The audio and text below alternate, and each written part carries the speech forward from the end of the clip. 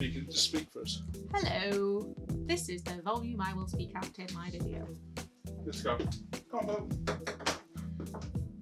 Hello loves, in today's video I'm going to be talking to you about on-set etiquette. So that is how you as a makeup artist are expected to behave when you're working on a TV set, a film set, a photo shoot, any kind of set really. So the very first thing I want to address is the dress code. So when you're working on a film set, you must make sure that you're dressed appropriately. So nothing that dangles and that can be jangly. So think about things like jewellery and earrings.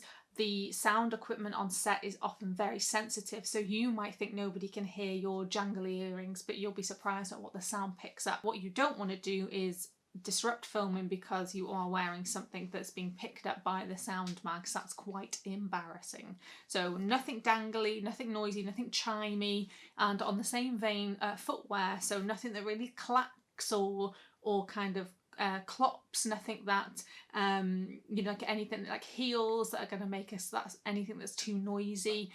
And also with heels on set, you've just got to be careful because often you'll be moving around a lot. You're probably on your feet all day, so you need appropriate footwear, something that's going to be comfortable and something that means that you can move around on all different terrains. One thing with the dress code that often people don't realise is that if you're working on a studio set, so you might be working on green screen or blue screen, you need to make sure that your shoes are not going to leave any marks. So you really need shoes that aren't going to leave like dark scuff marks or anything like that. Sometimes when you're on set, they'll actually have you cover your shoes with these like little boot covers, and it might even be worth carrying those in your kit. One mistake that a lot of new makeup artists into industry make is not dressing appropriately for the weather. So making sure that you're always going to be warm enough. It's quite easy to take layers off, but if you arrive without the right clothing, you're going to get cold really, really quickly. And the dead giveaway for the newbie on set is somebody that turns up in a little jacket when you're going to be stood outside all day in February. Their little jacket might look cool, but actually it's not appropriate clothing. As with any job, there is a hierarchy. So the hierarchy on set is something that you need to establish early on when you arrive. So you want to find out, who do you report to, who's next in line. If you've got questions or issues, the first thing that you want to do when you get to set is find that out. The sooner you do that, then the less likely there is to be any misunderstanding, and also you're not going to be wandering around trying to figure out, well, who do I ask questions to? And this can change depending on the type of set that you're on.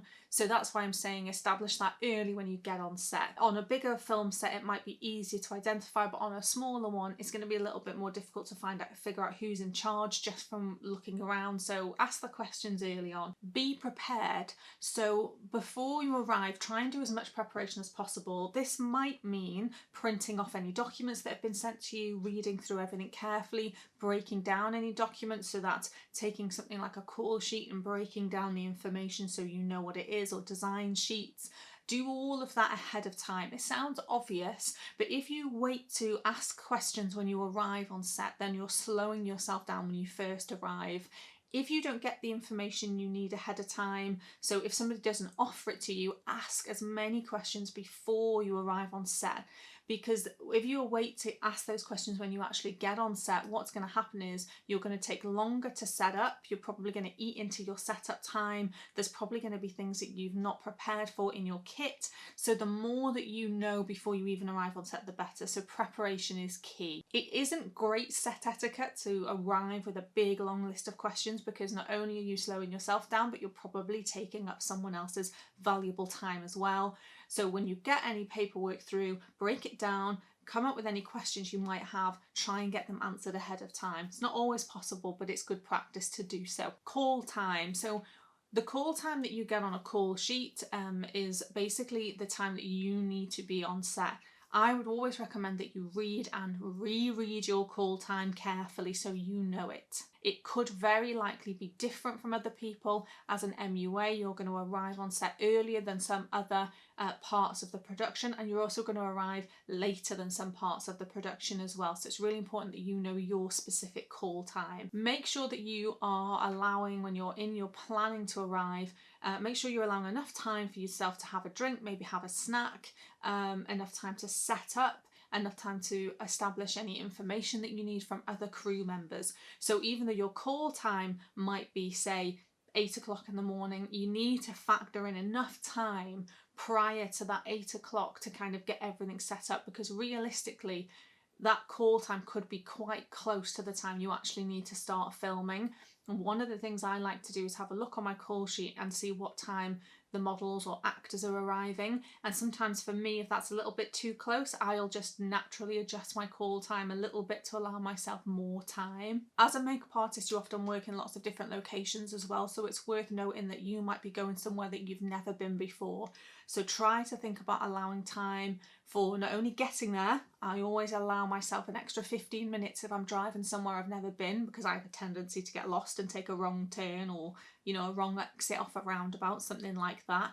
And sometimes you might arrive in big locations that you've parked up, and then when you actually get there, you don't know what room you need to be in, and it could take you a little bit of time to figure out where you're actually supposed to be. So just allow yourself a little buffer for that. It's also worth noting that lateness is absolutely not tolerated in any shape or form. Okay, so just keep that in mind. You need to be on time. Be quiet. Now, this kind of goes back to a little bit what we were talking about, the dress code, but you will often hear somebody shout quiet on set. In fact, you'll hear it all the time. Now, this could be for a number of reasons. It could just be because the directors and the DPs and people need to concentrate. It could be because they're actually recording sound, so they literally do need everyone to be as quiet as possible. My advice would be to learn to move around as softly as possible, making as little noise as possible. Kind of try to practice treading very lightly so that you can move around, because you will still need to move around on set, but you need to do it without making any noise if possible, or as little noise as possible. And it should go without saying that phones need to be, on silent, switched off.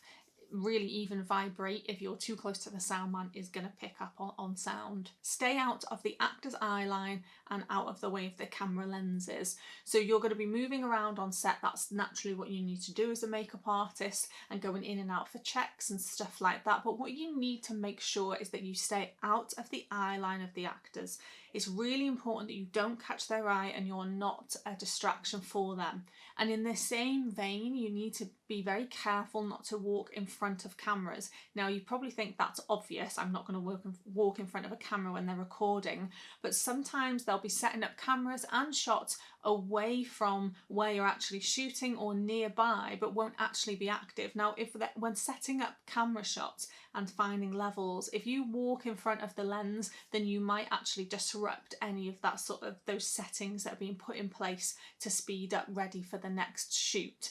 So always try to get into the habit of moving behind a camera if possible, and not in front of it. It's just a really good habit to be in. If a cameraman is lining up focus or lining up any sort of colours and shots for the next shot, the last thing he needs is a makeup artist cutting in front of the camera lens midway through. And they also will not look kindly at a makeup artist distracting an actor when they're trying to kind of do a big emotional scene. Your makeup space needs to be clean and organised. So where possible, you need to find yourself a good space for your setup or for your makeup. Now, this will vary depending on what you're working on.